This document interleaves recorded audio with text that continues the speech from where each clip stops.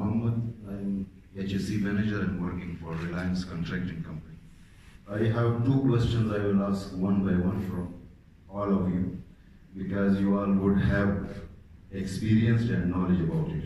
My first question is, whenever there is an accident happens at site, police comes and they take the safety officer, they ask for the safety officer first. And the second one is Code of Construction Safety Practices. It's, since I joined HSE field from 14 years, it's not yet updated since that time. And as we have seen here, that the Fire Life Code of Practices, it is updating and updated. So do you have any idea about that when it will be updated? Do you want me to address the first question? And my first question was... Yeah, no, I know what your question is. I was just asking a comment. It's one of the most common questions I get asked, okay, because what happens on it, and I'm talking about a major incident, and I'll focus on construction sites.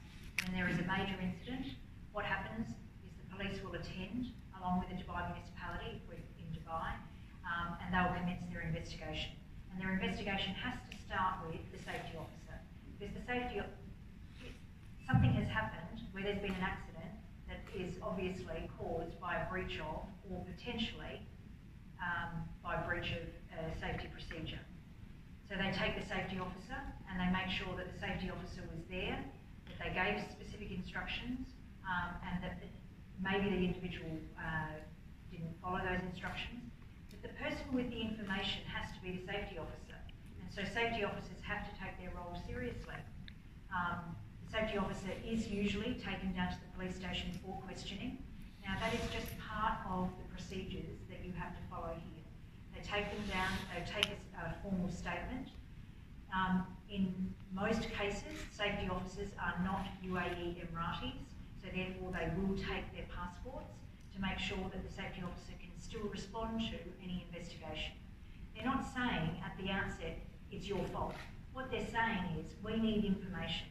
Our information is then used for the Dubai municipality and any of the other authorised individuals that are seeking to have an explanation as to how this accident happened. Okay? Now, unfortunately, what happens and what gets reported a lot is that the safety officers end up in jail, or that they've had their passports detained. Now, if you look at the line of responsibility on a construction site, the safety officer is responsible for safety. If there's been a breach, then they have to take responsibility for that. And it does come back to what I mentioned in my presentation about criminal liability. Okay, so there is no other person on that day that should be going down to the police station. What I have seen in one accident in particular was everybody put their hand up and said, oh no, I can tell you what happened, I can tell you what happened. They all got taken down and all of their passports were taken. Okay, so that's why we have health and safety manuals. That's why we have a process when there is an incident. And the health and safety manager is the person that can address the questions that the police have in respect of what happened. Well, and the same one. Actually, I have observed whenever police takes your passport, it will be there in their custody for at least 6 to 8 months. Even the person is having an emergency, they should bring another passport to give them. So I was just asking about this because, as you said, that safety officer or manager is having all the knowledge of that accident.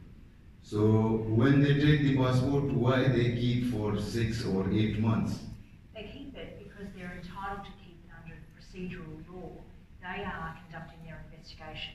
They have to work alongside other authorities, and that part of the investigation requires a lot of information.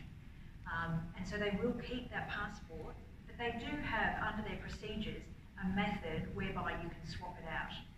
And so you swap, and it's just called a guarantor swap. You go down, you don't pay any money, you just basically put another passport down. And And the reason they do that is they are also motivated to close this investigation. Okay? But they can't close it if you keep it in the country and you're not available for questioning.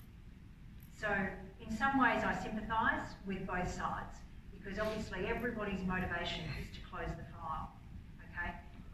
Other incidents where there has been a lengthier time has been when somebody has been really injured, and therefore the police are not going to close their investigation until they're satisfied that they have an outcome for that individual. So whether or not the outcome is this person is going to require medical attention for the next 3 years, or whether it's going to be that this person is recovered.